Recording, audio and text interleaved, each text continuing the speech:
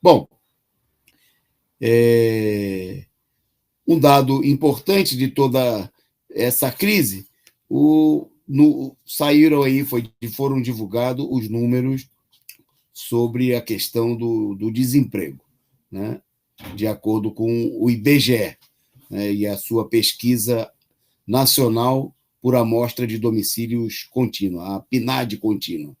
Bom, a taxa, segundo os dados divulgados pelo órgão governamental, a taxa de desemprego teria recuado de 11,2% para 10,5%, né? No trimestre que se encerrou em abril.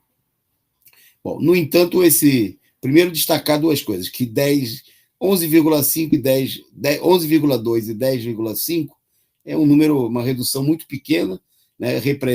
Isso representaria ainda em números oficiais, e sempre a gente deve, né, ter a pulga atrás da orelha e levantar suspeita, né? Não pela credibilidade, aí, pela seriedade dos funcionários do IBGE, dos trabalhadores, dos técnicos, mas, obviamente, pela manipulação que se processa nesse... Bom, um dado é o seguinte, isso aí representa 11,3 milhões de trabalhadores, o que é uma população gigantesca. Bom, é preciso lembrar também que esses números, eles excluem sempre as pessoas que são apresentadas como desalentados, né?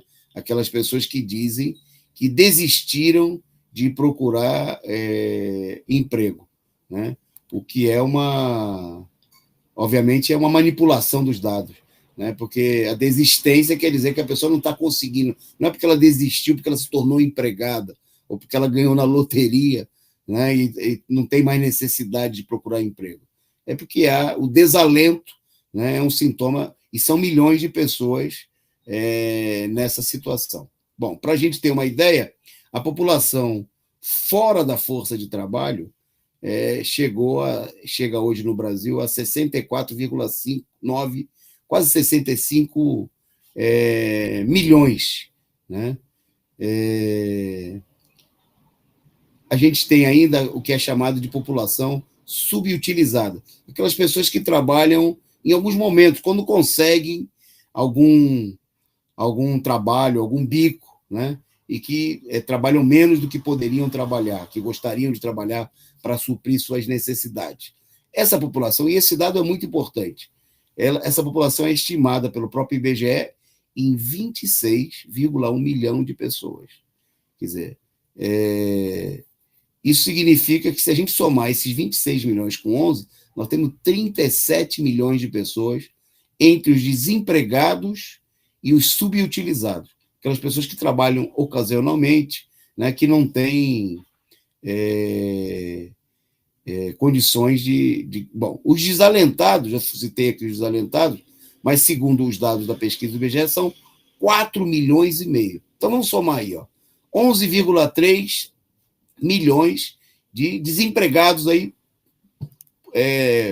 simplesmente, mais 26,1 milhões de pessoas subutilizadas, né? Isso aí já dá 37,4 milhões. Se a gente somar, né, mais 4 milhões e meio de desalentados, pessoas que teriam desistido de procurar trabalho, né, nós temos aí praticamente 42 milhões de pessoas, né? Bom, são números que mostram